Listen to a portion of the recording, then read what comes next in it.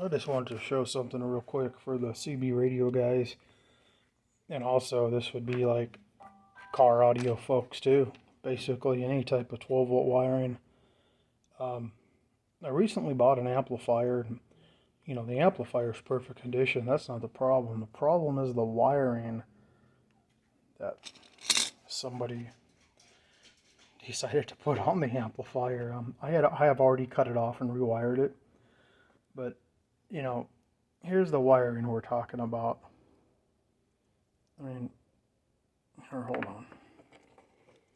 Get the ends on here. I mean, I don't know, man.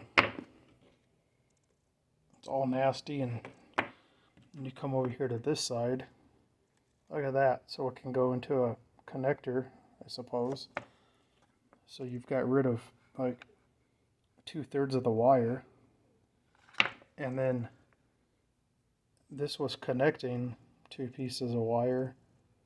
I mean, that's pretty terrible. Doesn't even look like the wire fit right because you can see it's not straight. Yeah, this phone, it's like all twisted up in there. Same thing with that one. And then, let's see.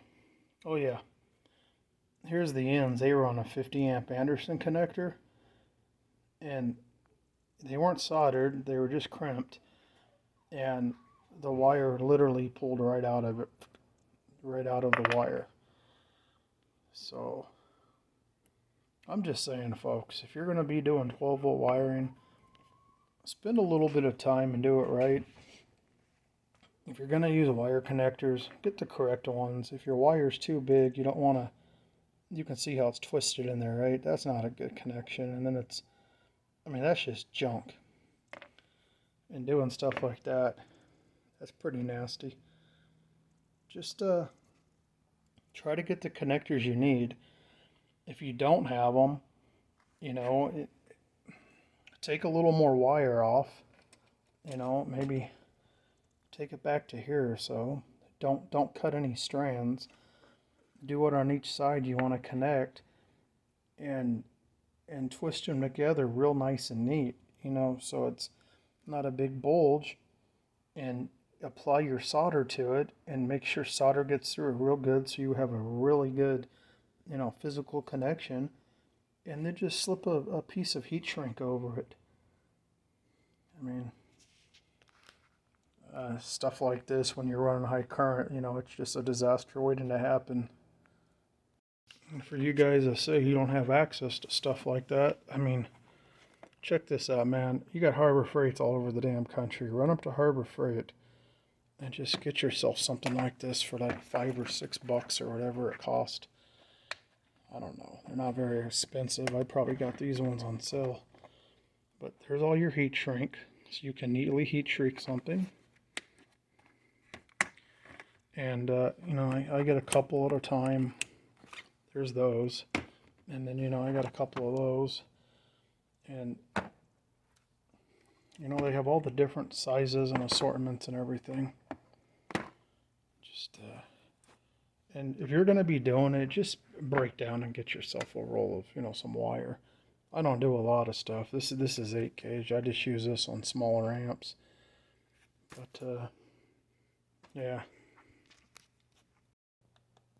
Here's all my little connectors I use for 12-volt type stuff. And just I get them wherever they're on sale. I mean, these maxi fuses, go out to your pick apart or pick and pull or whatever it's called, and just grab a handful of them, and just stock up on them. Same thing with relays. They charge a fortune for relays. Just go out to your local wrecking yard and grab them. These relays are all the same. Let me see if if it had a brand name on it or not. I'm not sure. Okay, that one's not. But it doesn't matter if it is or not.